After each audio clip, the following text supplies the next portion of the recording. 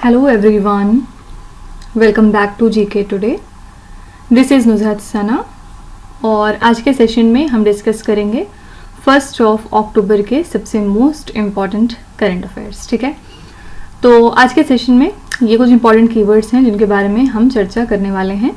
और जैसा कि मैंने आपको बताया था कि कुछ क्वेश्चंस पिछले वीक से और उसके पहले से भी मिस हो गए हैं, लेकिन उन क्वेश्चंस का पढ़ना और उनके बारे में जानना आपके लिए ज़रूरी है. ये रीज़न है कि कल हमने रिवीजन वाले पार्ट को स्किप किया था और हमने ज़्यादा नंबर ऑफ क्वेश्चंस को कवर किया था. ठीक है, तो आज भी हम लोग सेम उसी फॉर्मेट पे जो भी क्वेश्चंस बच गए हैं उनको कवर कर लेंगे. आज भी आप देखेंगे कि सेशन में 20 क्वेश्चंस ओवरऑल हम करने वाले हैं और यही रीज़न है कि हम रिवीजन वाला पार्ट इंक्लूड नहीं कर रहे हैं, अदरवाइज फिर जो सेशन है वो बहुत लंबी हो जाएगा. ठीक है, और कल से फिर वापस हम लोग अपना रिवीजन स्टार्ट करेंगे. तो चलिए फिर अपना सेशन शुरू करते हैं. यहाँ पे पहला क्वेश्चन है, कंगन assembly constituency recently seen in the news is located in which state और द यूनियन टेरिटरी. हाल ही में समाचारों में रहा कंगन विधानसभा निर्वाचन क्षेत्र किस राज्य या फिर केंद्र शासित प्रदेश में स्थित है? The correct answer is A option, Jammu and Kashmir. और बहुत ज़्यादा न्यूज़ में क्यों है? क्योंकि जो कंगन असेंबली की कॉन्स्टिट्यूएंसी है यहाँ पे इलेक्शंस कंडक्ट हो रहे हैं अमिड सिग्निफिकेंट पॉलिटिकल इंटरेस्ट. ठीक है, तो ये पार्ट है larger Jammu and Kashmir region का. और ये जो एरिया है कंगन असेंबली, ये बेसिकली जाना जाता है अपने हाई वोटर टर्नआउट के लिए, particularly among the Gujjar community. ठीक है, तो वोटर कंसर्न्स यहाँ पे क्या क्या हैं, जैसे कि कुछ लोकल गवर्नेंस इश्यूज हो गए और जो इम्पैक्ट है सेंट्रल रूल का सिंस 2019. तो यहाँ पे इस चीज़ की ज़रूरत है कि कुछ इलेक्टेड रिप्रेजेंटेटिव्स यहाँ पे मौजूद हों. ठीक है, तो सिंपली आपको बस याद रखना है कि कंगन असेंबली कॉन्स्टिट्यूएंसी चर्चे में क्यों है, क्योंकि यहाँ पे इलेक्शंस कंडक्ट किए जा रहे हैं और ये हिस्सा है जम्मू एंड कश्मीर का. यहाँ पे जम्मू कश्मीर के रिगार्डिंग अगर बात करें तो कौन सी रिवर फ्लो होती है थ्रू द कश्मीर वैली, जैसे कि इसेंशियल वाटर रिसोर्सेज कश्मीर को मिलते हैं. This is the Jhelum river. ठीक है, तो ये ज़रूर याद रखिएगा कि झेलम रिवर यहाँ से गुजरती है. और कौन सी एक लैंग्वेज है जो कि कॉमनली बोली जाती है by the Gujjar community northern India? This is the Gojri language. Fine. और ये जो गुज्जर पॉपुलेशन की हमने बात करी, ये जम्मू एंड कश्मीर के अलावा प्रीडोमिनेंटली कौन से स्टेट में पाए जाते हैं? This is the state Rajasthan. Okay, next question पे चलते हैं. Recently which organisation developed the light weight bullet proof jackets named as Abhed? हाल ही में किस संगठन ने अभेद नामक हल्के वजन वाली बुलेट प्रूफ जैकेट को विकसित किया है?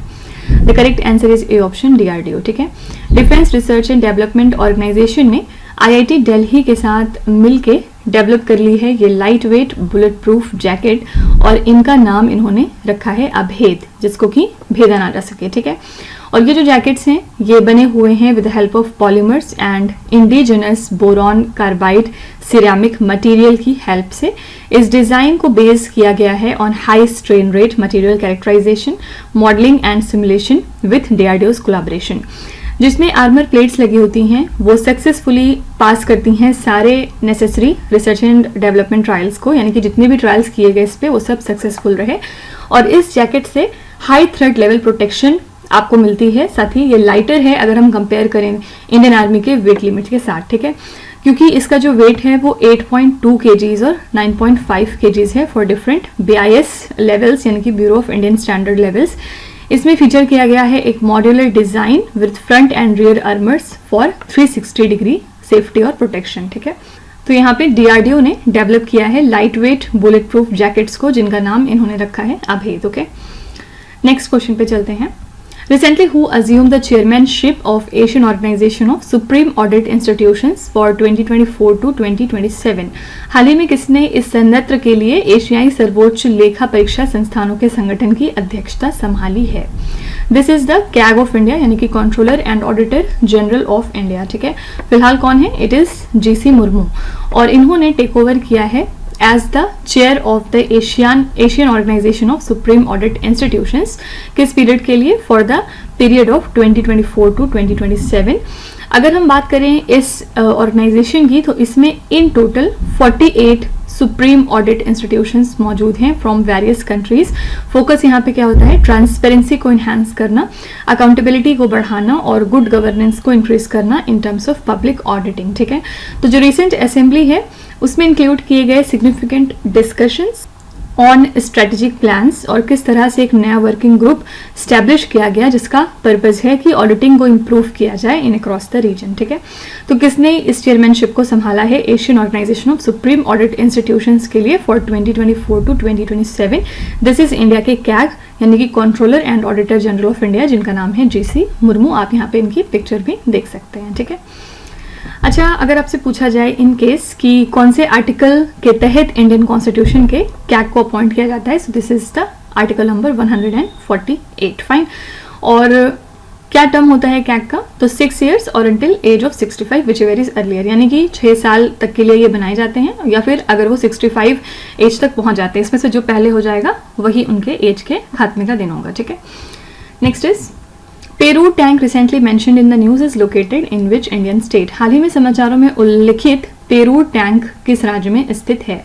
ये टैंक है तमिलनाडु स्टेट में।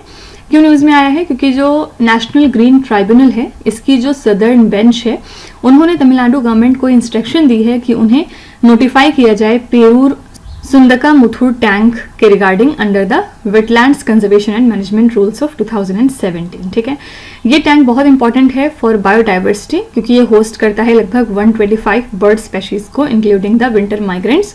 और यहाँ पे एक रिपोर्ट में ये बताया गया है कि जो वाटर बर्ड की पॉपुलेशन है वो काफी हद तक रिड्यूस या डिक्लाइन हुई है due to road construction and sand mining. ठीक है, एनजीटी का यहाँ पे पर्पस क्या है?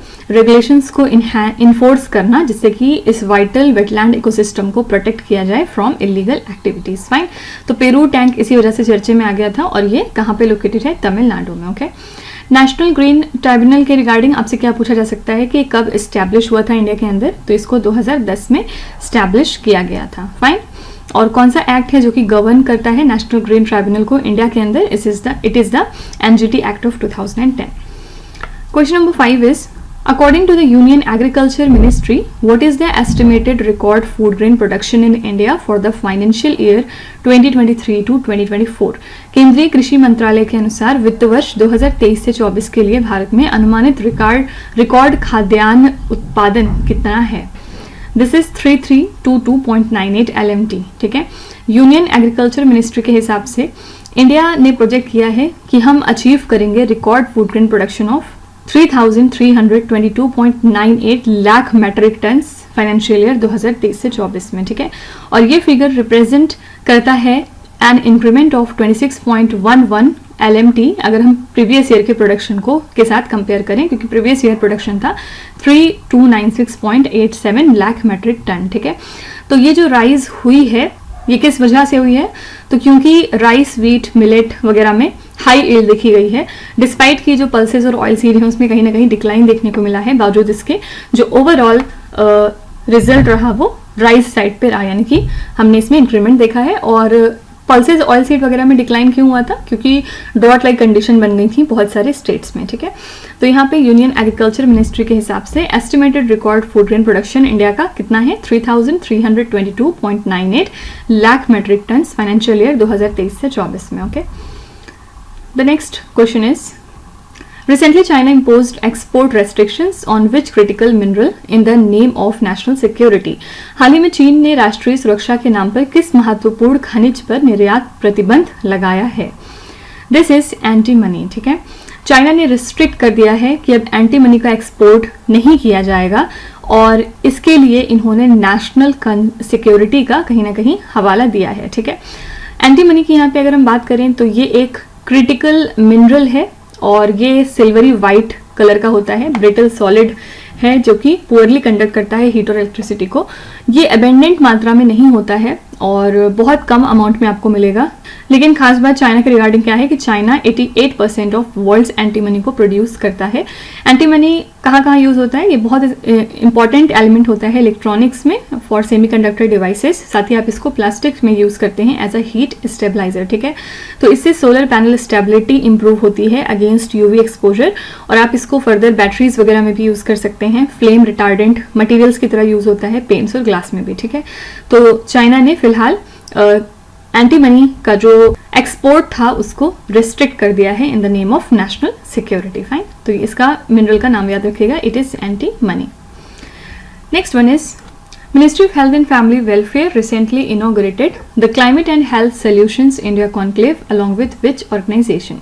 स्वास्थ्य और परिवार कल्याण मंत्रालय ने हाल ही में किस संगठन के साथ जलवायु और स्वास्थ्य समाधान भारत कॉन्क्लेव का उद्घाटन किया है?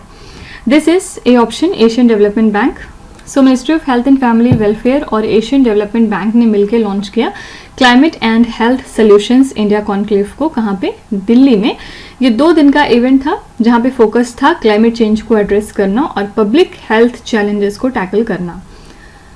तो यहाँ पे जो भी पॉलिसी मेकर्स थे, एक्सपर्ट्स थे, स्टेक होल्डर्स थे, उन्होंने कोलैबोरेट किया जिससे कि कुछ स्ट्रैटेजीज को डेवलप किया जाए इंडिया के हेल्थ सेक्टर के रिगार्डिंग।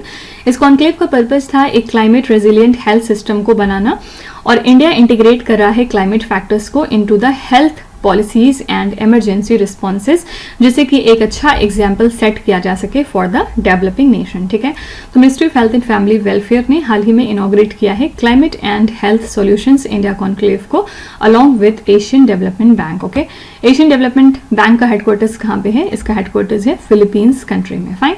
और कब इसको फाउंड किया गया था?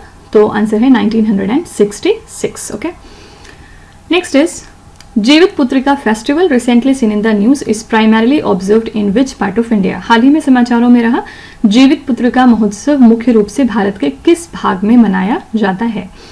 This is northern and eastern India. ठीक है, अच्छा, ये जो फेस्टिवल है ये चर्चे में क्यों आ गया है?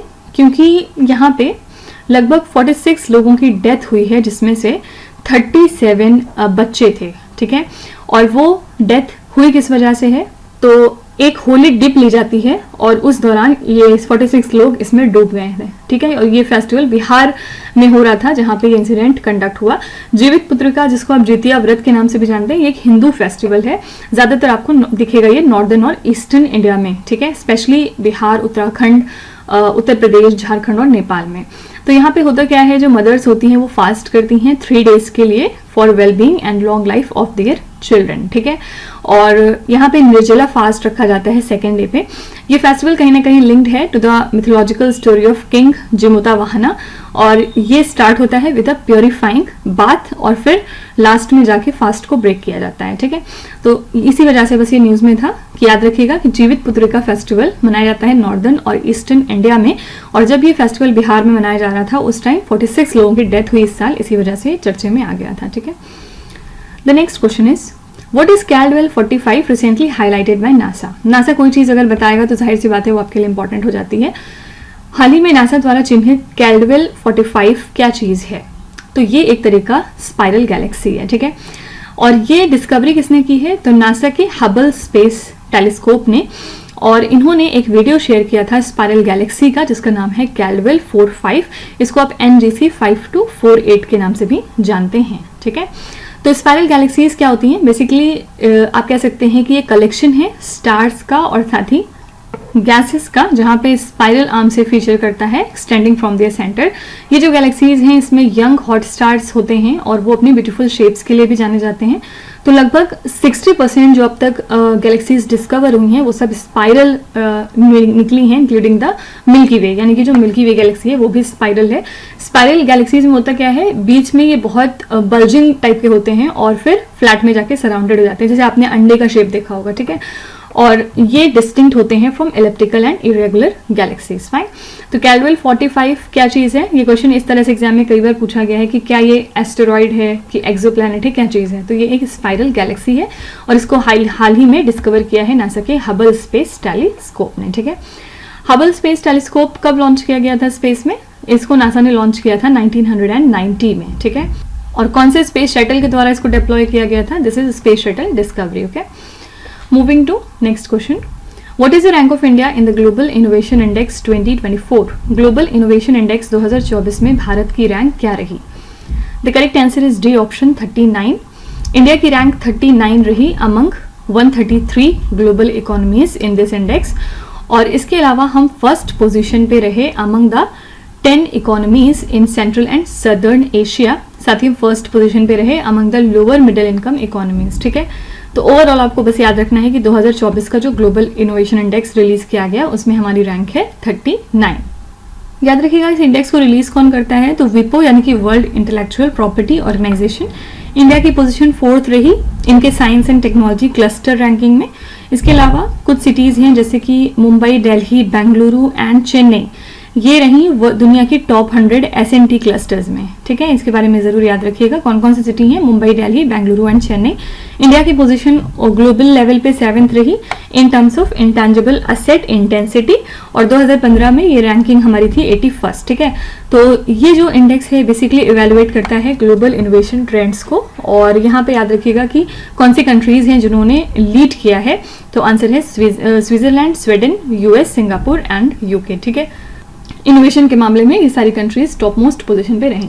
तो हमें यहाँ पे ओवरऑल रैंक बस याद रखनी है कि ग्लोबल इनोवेशन इंडेक्स में इंडिया की ओवरऑल रैंक कितनी थी, दिस वाज 39, और अमंग कितने कंट्रीज, तो आंसर है 133। एक क्वेश्चन और पूछा जा सकता है कि ग्लोबल इनोवेशन इंडेक्स को कौन सी बॉडी रिलीज करती है, so this is the world intellectual property organisation. Okay, question number 11 देखेंगे, which country is the host of world telecom standardisation assembly, विश्व दूरसंचार मानकीकरण सभा का मेजबान कौन सा देश है, this is the country India. World telecom standardisation assembly कब से कब तक होगी, 14 से लेकर 24 अक्टूबर तक 2024 में। इसी के साथ ये पहली बार हो रहा है आईटीओ की 150 ईयर हिस्ट्री में कि ये इवेंट इंडिया में कंडक्ट किया जा रहा है। ठीक है, तो ये सिग्निफिकेंट इवेंट है और इसमें डिफरेंट टेलीकॉम लीडर्स और एक्सपर्ट्स को इकट्ठे किया जाएगा फ्रॉम ओवर 190 नेशंस। ठीक है, और यहाँ पे फोकस क्या है, टेलीकॉम स्टैंडर्ड्स के जो भी क्रिटिकल रोल हैं उनके बारे में बातचीत की जाए कि किस तरह से ग्लोबल कनेक्टिविटी को इन्हांस किया जा सकता है, इनोवेशन को बढ़ाया जा सकता है। आउटरीच सेशंस होंगे मेजर इंडियन सिटीज में। पर्पस क्या है कि स्टूडेंट्स को यहाँ पे इंगेज किया जाए और नॉलेज एक्सचेंज को फॉस्टर किया जाए about the future technologies like 5G and 6G। ठीक है, तो कौन सी कंट्री होस्ट है वर्ल्ड टेलीकॉम स्टैंडर्डाइजेशन असेंबली के लिए, this is the country India. Okay, कौन सी ऑर्गेनाइजेशन है जो ओवरसी करती है development of global telecom standards को, this is ITU, international telecommunication union.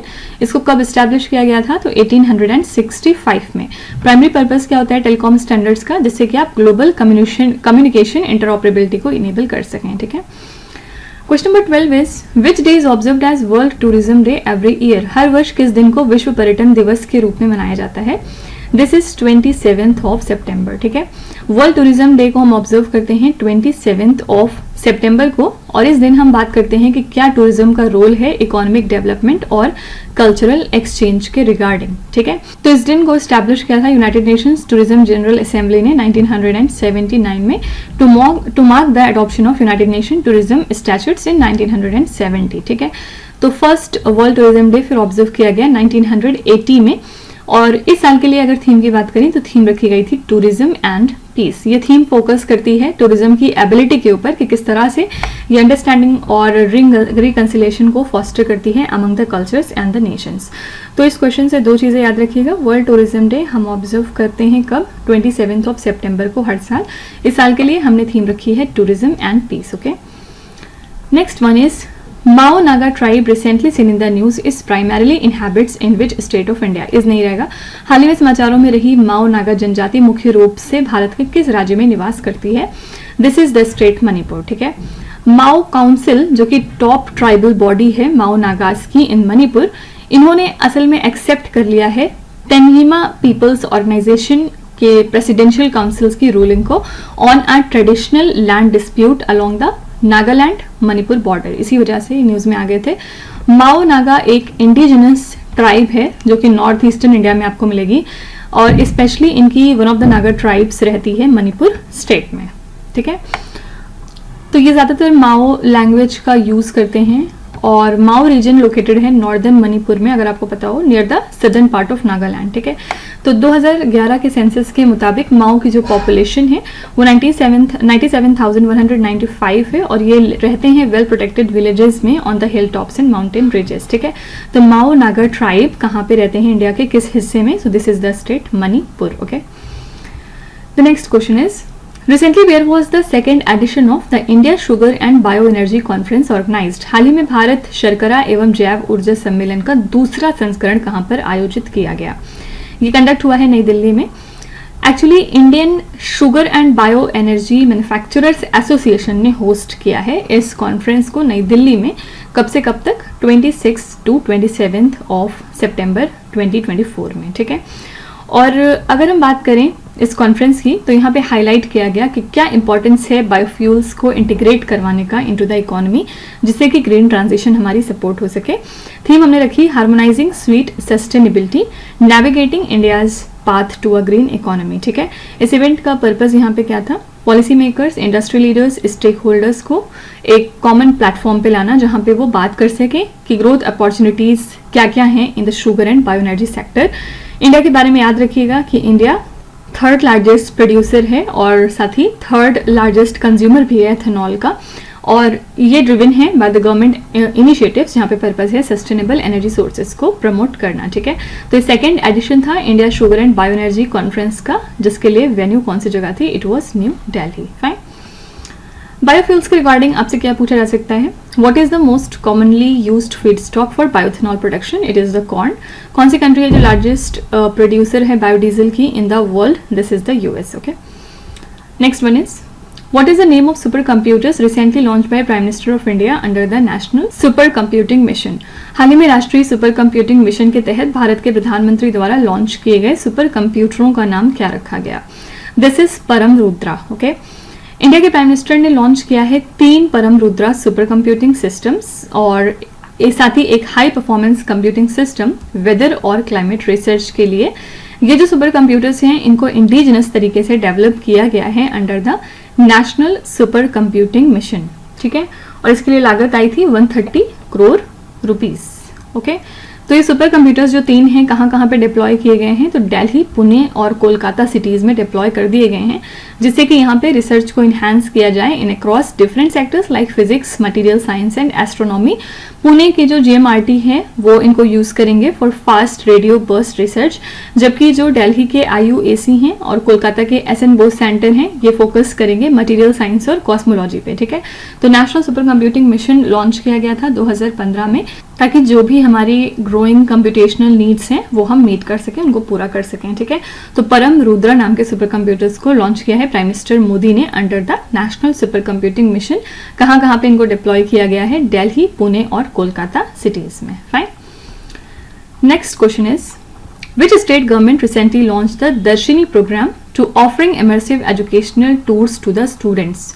हाल ही में किस राज्य सरकार ने छात्रों को गहन शैक्षिक पर्यटन प्रदान करने के लिए दर्शिनी कार्यक्रम को शुरू किया है? This is the state of Telangana.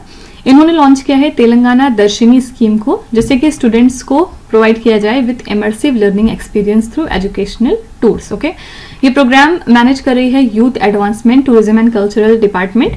Purpose यहाँ पे क्या है कि जो भी स्कूल और कॉलेज के बच्चे हैं उनको हेरिटेज साइट्स तक ले जाया जाए, हिस्टोरिकल मॉन्यूमेंट्स विजिट कराए जाएंगे, अर्बन एरियाज और साइंटिफिक इंस्टीट्यूशंस दिखाए जाएंगे इन अक्रॉस द स्टेट। इस इनिशिएटिव का पर्पस है कि जो भी क्लास 2 से लेकर ग्रेजुएशन तक में स्टूडेंट्स हैं उनको टेलर किया जाए, जिससे कि उनको लर्निंग एक्सपीरियंसेस मिल सकें suited to different age group. ठीक है, तो ये स्कीम प्रमोट करेगी मीनिंगफुल एंगेजमेंट को with the state's history, culture and modern development. Okay, तो तेलंगाना की सरकार ने लॉन्च किया है तेलंगाना दर्शिनी प्रोग्राम, जिसके अंतर्गत इमर्सिव एजुकेशनल टूर्स प्रोवाइड किए जाएंगे स्टूडेंट्स को, जो कि क्लास 2 से लेके ग्रेजुएट तक के स्टूडेंट हो सकते हैं। ठीक है, question number 17 is which day is observed as world rabies day annually. प्रतिवर्ष किस दिन को विश्व रेबीज दिवस के रूप में मनाया जाता है?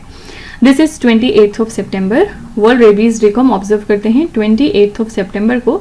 इस साल के लिए हमने थीम रखी है ब्रेकिंग रेबीज बाउंड्रीज। ठीक है, और यहाँ पे एम्फेसिस क्या है कि वन हेल्थ हो फॉर एवरीवन।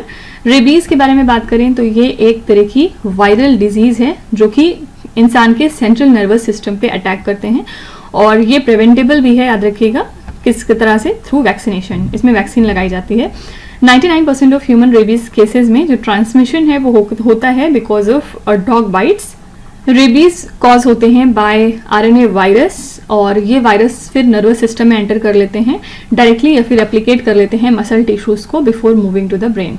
और एक बार अगर ये नर्वस सिस्टम तक पहुंच गए तो उसके बाद एक्यूट ब्रेन इन्फ्लेमेशन भी कॉज हो सकता है। ठीक है, तो वर्ल्ड रेबीज डे 28 ऑफ सितंबर को ऑब्जर्व किया जाता है। इस साल की थीम हमने रखी है ब्रेकिंग रेबीज बाउंड्रीज। दोनों बातें याद रखिएगा। ठीक है, the next question is what is the name of hurricane recently hit Florida and US. हाल ही में फ्लोरिडा अमेरिका में आए तूफान का नाम क्या है?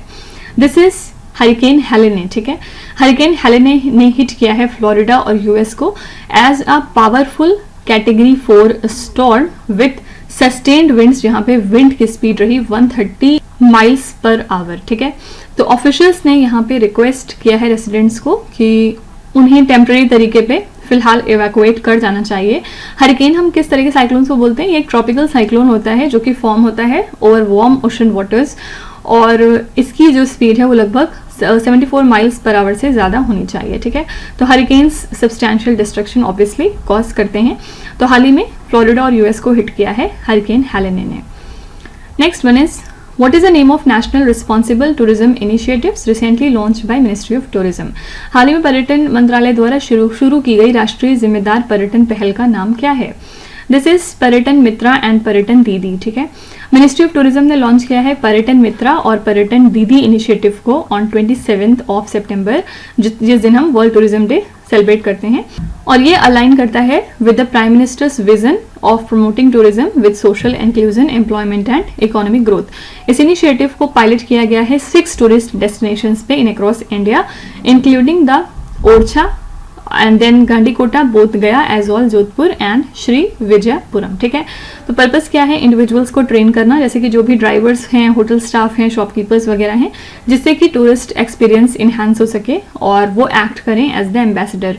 तो ये इनिशिएटिव प्रमोट कर रहा है क्लीनलीनेस को, सेफ्टी को और हॉस्पिटैलिटी को, और ये इंस्पायर्ड है अतिथि देवो भवा से। ठीक है, तो पर्यटन मित्रा एंड पर्यटन दीदी नाम का national responsible tourism initiative launch किया गया है, और इसको लॉन्च किया है मिनिस्ट्री ऑफ टूरिज्म ने। ओके, कौन सी ऑर्गेनाइजेशन है जो कि स्टैब्लिश करती है वर्ल्ड टूरिज्म डे को? तो this is united nation world tourism organisation. पीछे हमने बात करी इसके बारे में।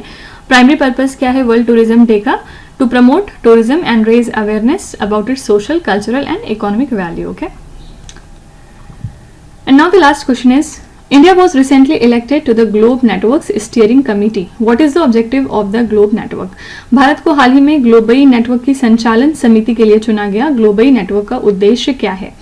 Purpose is to combat corruption through collaboration and information sharing. India को हाल ही में इलेक्ट कर लिया गया है to the globe networks steering committee, एक सेशन के दौरान जो कि बीजिंग चाइना में हुआ था। ग्लोब नेटवर्क को लॉन्च किया गया था जून 2021 में। ये एक G20 का इनिशिएटिव है जिसमें कि ग्लोबल करप्शन को कॉम्बैट करने की कोशिश की जाती है। प्रेजेंट में बात करें तो इसके अंडर में 121 मेंबर कंट्रीज हैं और 219 मेंबर अथॉरिटीज हैं, including India, CBI and ED, और यहाँ पे ministry of home affairs central authority के तौर पे काम करती है। स्टीयरिंग कमेटी में 1 चेयर होते हैं, 1 वाइस चेयर होते हैं, और इसके अलावा 13 और मेंबर्स मौजूद होते हैं। ये नेटवर्क फैसिलिटेट करता है कि इसमें बेस्ट प्रैक्टिसेस को शेयर किया जाए, क्रिमिनल इंटेलिजेंस को फॉर्म किया जाए टू फाइट करप्शन, और इसको सपोर्ट करती है UNODC। ठीक है, United nations office on drugs and crime की बॉडी। इंडिया की जो G20 की प्रेसिडेंसी थी 2023 में, वहां पे हमने एम्फेसाइज किया था ग्लोब नेटवर्क के लेवरेजिंग पे। ठीक है, तो इंडिया को इलेक्ट कर लिया गया है to the globe network steering committee. Purpose क्या है ग्लोब नेटवर्क का? To combat corruption through collaboration and information sharing. Okay, यहाँ पे बात करें अगर united nations office on drugs and crime की, तो इसका हेडक्वार्टर्स लोकेटेड है वियना में, यानी कि ऑस्ट्रिया में। ठीक है, और कौन से साल में इसको स्टैब्लिश किया गया था? 1997 में। तो इसी के साथ हमारा जो सेशन है वो यहाँ पे कंप्लीट होता है। आई थिंक अब हम लोग ने जितने भी क्वेश्चंस मिस किए थे, जो छूट गया था, वो सब आज कवर हो चुका है। तो कल से अब हम लोग वापस अपना रिवीजन स्टार्ट करेंगे, और अब तक आपने जितना भी पढ़ा है इसको अच्छी तरीके से रिवाइज करिएगा, क्योंकि कल भी हमने 20 क्वेश्चंस किए थे, आज भी 20 किए थे, यानी कि 2 दिन में हमने 40 क्वेश्चंस कवर कर लिए हैं। ठीक है, यही रीज़न है कि मैं आपको होमवर्क भी नहीं दे रही हूँ, ताकि आपको प्रॉपरली टाइम मिल सके इनको रिवाइज करने का। ठीक है, तो चलिए फिर कल मिलते हैं कल के मोस्ट इंपॉर्टेंट करंट अफेयर्स के साथ। Till then stay tuned. Thank you so much for watching, and please do not forget to subscribe to GK Today. With this, me Nuzhat Sana signing off.